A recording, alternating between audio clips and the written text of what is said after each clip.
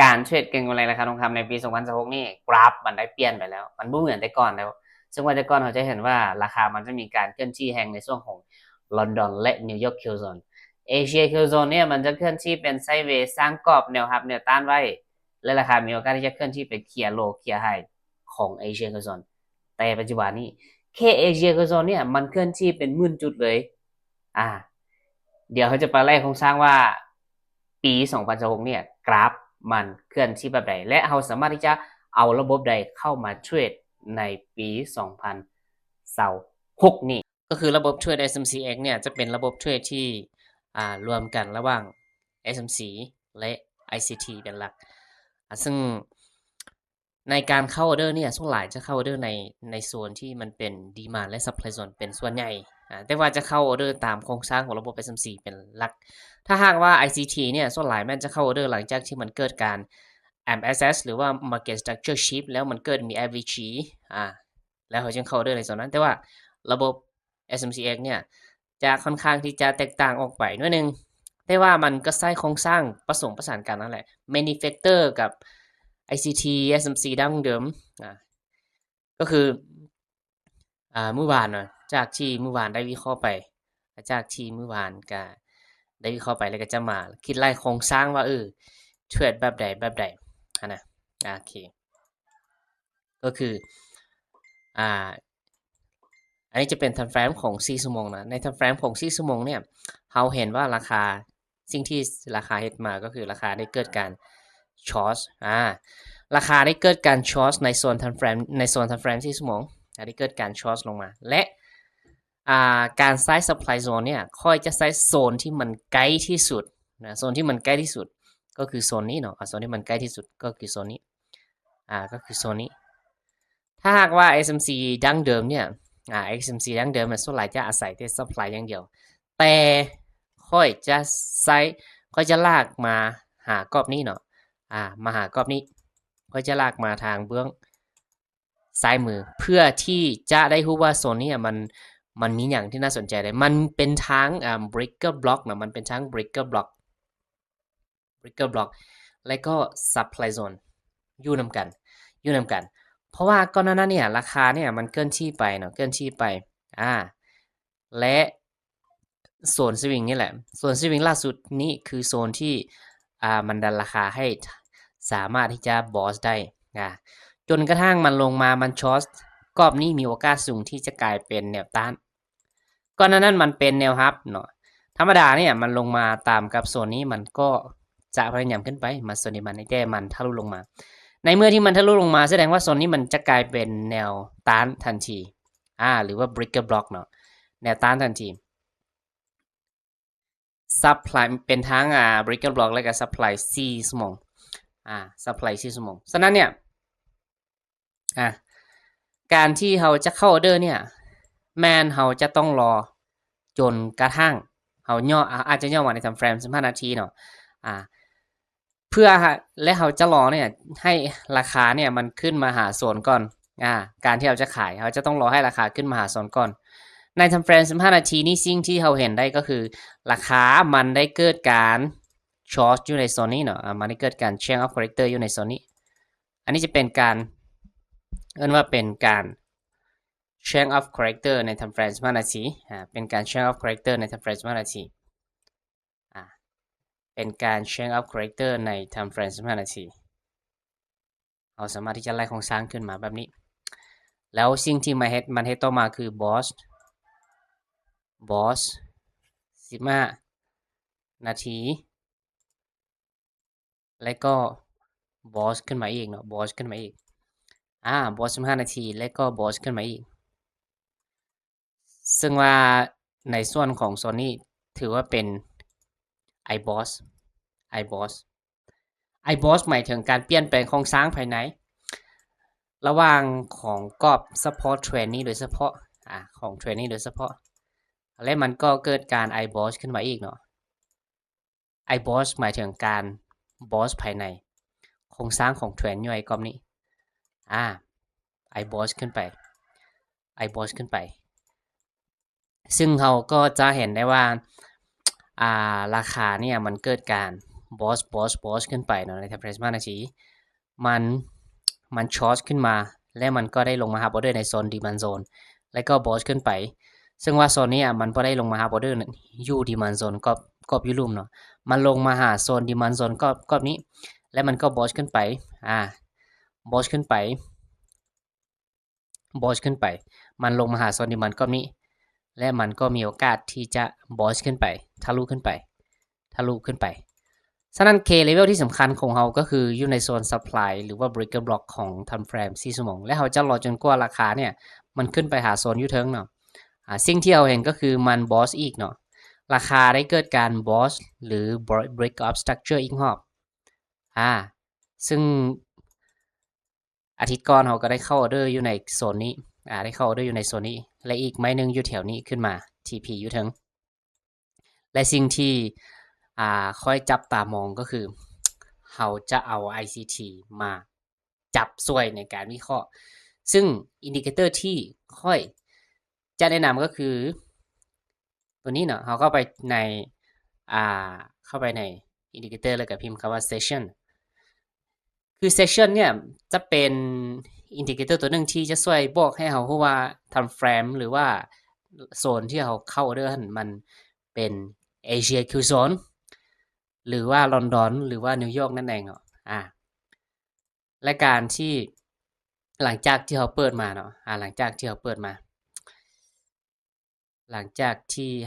าก็คือตัวนี้เนาะตัวนี้แต่ว่าค่อยได้เปิดอีกตัวนึงอยู่นี่นะค่อยจะเปิดตัวนี้เอา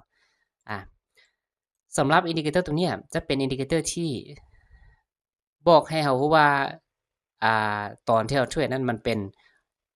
ตลาดอย่างเอเชียหรือว่าลอนดอนหรือว่านิวยอร์กซึ่งเราสามารถที่จะตีจุดโลของเอเชียARL เอเชียแรงโลค่อยจะใส่ว่าเอเชียแรงโลหรือว่าไผจะใส่อะไรก็แล้วแต่ขึ้นกับความเข้าใจตีจุดต่ำสุดของเอเชียและก็จุดสูงสุดของเอเชียเนาะจุดสูงสุดของเอเชียไว้และการที่เราจะเทรดก็คือเราจะรอเทรดหลังจากที่ลอนดอนเปิดมาแล้วมันเกิดการเคลียร์เถิงหรือว่าเคลียร์ลุ่มสิ่งที่สำคัญก็คือเราจะต้องมาหาโซน K level ที่สำคัญเนาะในไทม์เฟรมของ15นาทีเนี่ย K level ที่สำคัญเนี่ยเราเห็นอย่าง K level ที่สำคัญเนี่ยเราเห็นว่ายูลุ่มมันมีดีมานด์เนาะยูลุ่มมันมีดีมานด์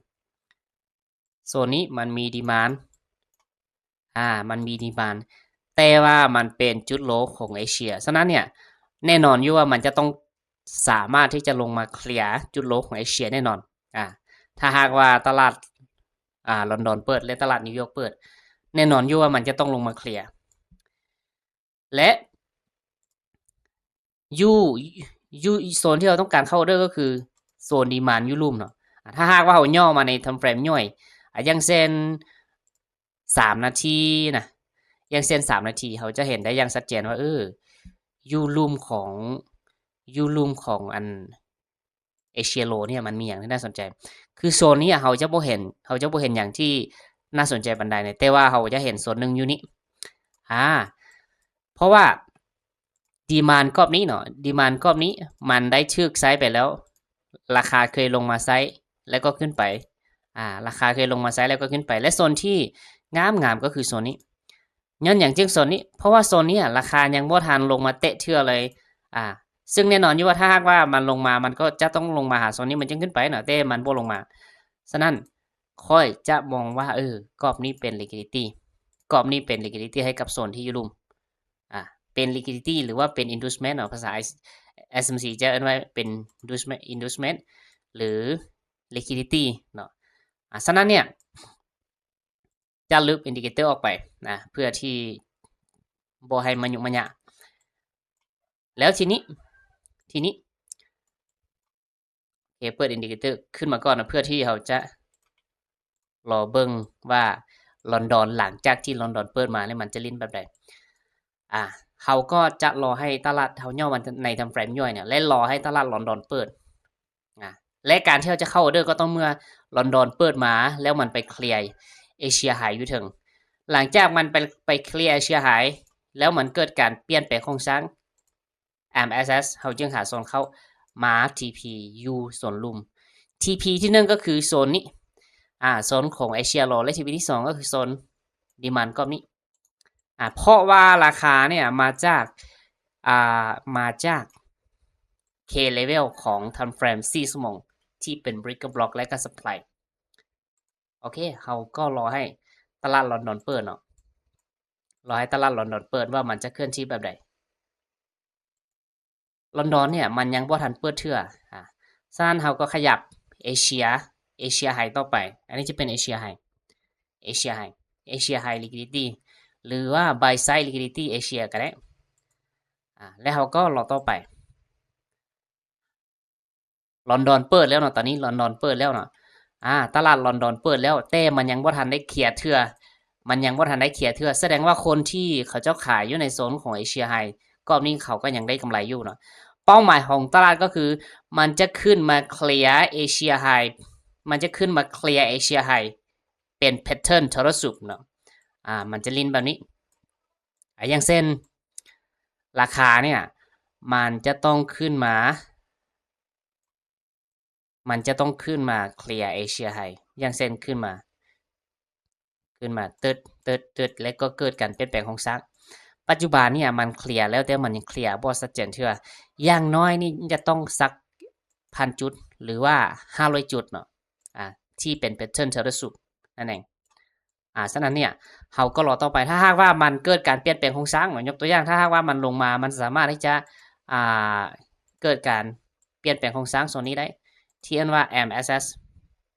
Market Structure Shift เขาจึงหาโซนในการเข้า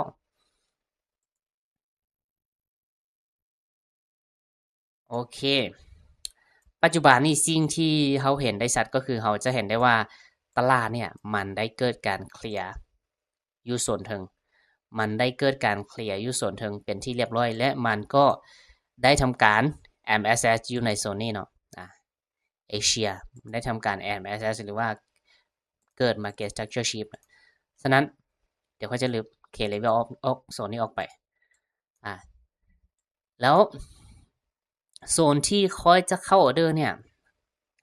โซนที่ค่อยจะเข้าออเดอร์หลังจากที่มันเกิดการเคลียร์ไฮอยู่ทางแล้วสิ่งที่เราเห็นได้ชัดก็คือมันเกิดการ MSS หรือว่า M short ก็ได้เนาะเราจะมาหา K level ที่น่าสนใจ K level ที่น่าสนใจ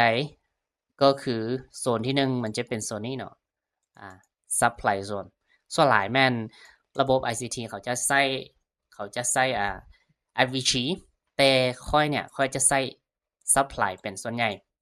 ค่อยจะใช้ supply เป็นส่วนใหญ่ซึ่งค่อยจะตีโซนนี้ขึ้นไปแล้วก็ตีโซนยูเทิงลงมาแบบนี้และโซนที่ค่อยจะเข้าออเดอร์เนี่ยก็คือโซนที่มันเป็น AVG หรือว่า supply กรอบนี้เนาะโซนนี้โซนที่แท่งเทียนเนี่ยโซนที่2เส้นเนี่ยมันตัดกันที่เรียกว่า X point เนาะค่อยจะเข้าออเดอร์อยู่ในโซนนี้ส่วนกรอบนี้ค่อยมองว่าเป็น liquidity ให้กับโซนอยู่ถึงSL ค่อยก็จะวางประมาณนี้1,000 กว่าจุดและในส่วนของ TP เนี่ยย่อมาใน time frame ของ15นาทีแล้วก็ลากลงมาหาโซนยุลุมลากลงมาหาโซนดิมันโซนก็นี้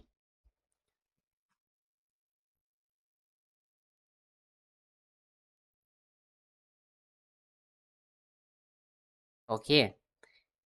แล้วเราก็รอว่าเขาจะได้ออเดอร์ป่ะ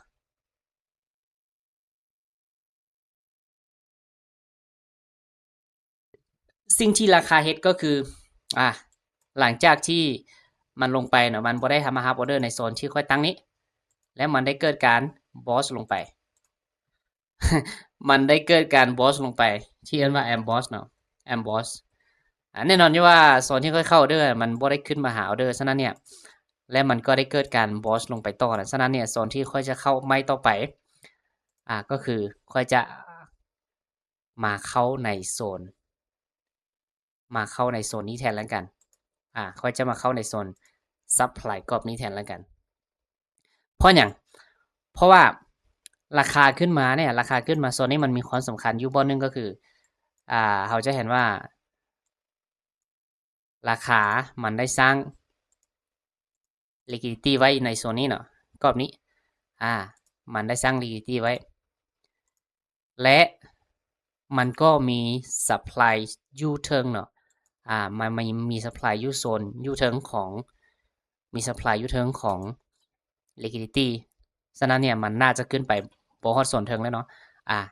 เพราะถ้าหากว่ามันขึ้นไปฮอดโซนเทิงเนี่ยมันมีโอกาสที่จะลงบ่ได้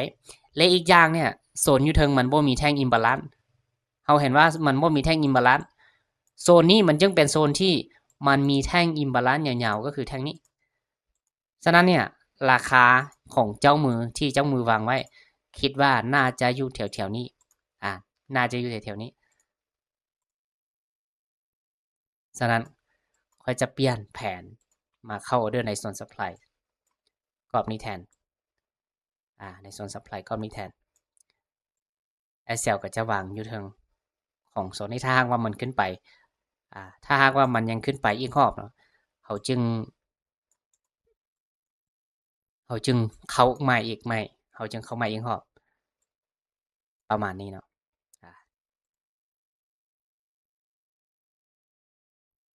และก็ถือว่ามันได้ลงมาเนาะมันได้ลงมา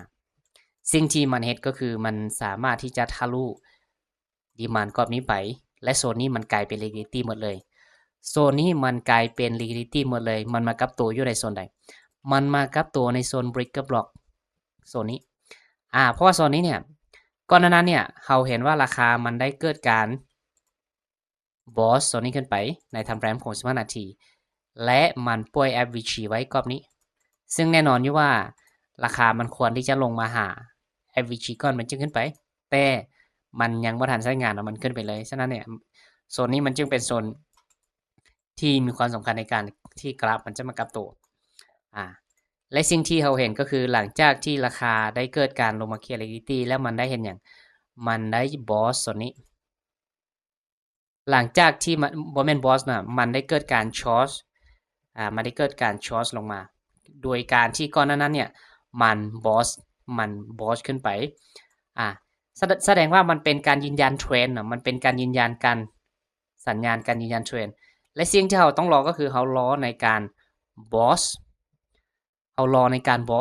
ถ้ามันสามารถที่จะบอสได้อีกรอบแสดงว่าเราจะหาโซนในการเข้าเซลล์ถือเหยาได้เลยหลังจากที่มันได้เกิดการช็อตลงมาเนาะถ้าหากว่าเขาจะเข้าออเดอร์ก็คือเขาสามารถที่จะหาโซนที่มันเป็น K level K level ที่สำคัญมันอยู่ใส่ K level ที่สำคัญเนี่ยโซนนี้เลยมันเป็น breaker block มันเป็น breaker block นะ breaker block บวกกับ FVG เพราะว่าเราจะเห็นได้ว่าก่อนหน้านั้นเนี่ยราคาเนี่ยมันลงมาหาโซนนี้ปุ๊บมันลงมาโซนนี้ปุ๊บแล้วมันบ่สามารถที่จะลงไปต่อได้มันกลับขึ้นไปแล้วทีนี้เนี่ยมันลงมาเนาะมันลิ้นไซด์เวย์อยู่กรอบนี้จนกระทั่งมันสามารถที่จะ break ทะลุลงมาลงมาแบบนี้แล้วก็ขึ้นไปฉะนั้นเนี่ยมันมีโอกาสที่จะขึ้นไปหาโซนนี้แล้วก็ลงมาต่อแบบนี้ฉะนั้นเนี่ยตอนนี้กราฟมันขึ้นไปหาโซนนี้เนาะและการที่เราจะเข้าด้วยเนี่ยเราจะเฮ็ดด้วยอย่างหลังจากที่ราคามันขึ้นไปตามกับโซนนี้ปุ๊บโซนนี้มันเป็น K level ที่น่าสนใจเขาก็อาจจะย่อมาใน time frame 1 นาทีเขาอาจจะย่อมาใน time frame 1 นาทีแล้วมาเฮ็ดหยังย่อมาใน time frame 1 นาทีแล้วย่อมาใน time frame ของ1 นาทีหรือว่า3 นาทีก็ได้ก็จะย่อมาใน time frame 1 นาทีเนาะเพื่อที่จะมาหาโซนในการเข้าเทรดที่น่าสนใจโซนในการเข้าเทรดที่น่าสนใจเนี่ยสิ่งที่เราเห็นเราสามารถตีเทรนไลน์แบบนี้ขึ้นไปก็ได้ตีเทรนไลน์ขึ้นไปและเราเห็นว่าราคาเนี่ยได้เกิดการ break เส้นเทรนไลน์ลงมาและมันได้ เกิดการ change of character มันได้เกิดการ change of character หรือว่า MSS ก็ได้นะ minor change of character ในกรอบนี้และการที่เราจะเข้าorderเนี่ยเราจะเข้าorderในโซนใดค่อยก็จะตีเส้นเทไลน์ลงมาอีกแบบนี้เนาะเส้นเทไลน์อยู่ทางลงมาและสิ่งที่เราเห็นก็คือเราจะเห็นว่ามันได้สร้าง supply ไว้อยู่ในกรอบนี้เนาะมันได้สร้าง supply ไว้อยู่ในกรอบนี้ฉะนั้นเนี่ยค่อยจะเข้าorderอยู่ในโซน supply กรอบนี้เลยเข้าorderอยู่ในโซนนี้เลย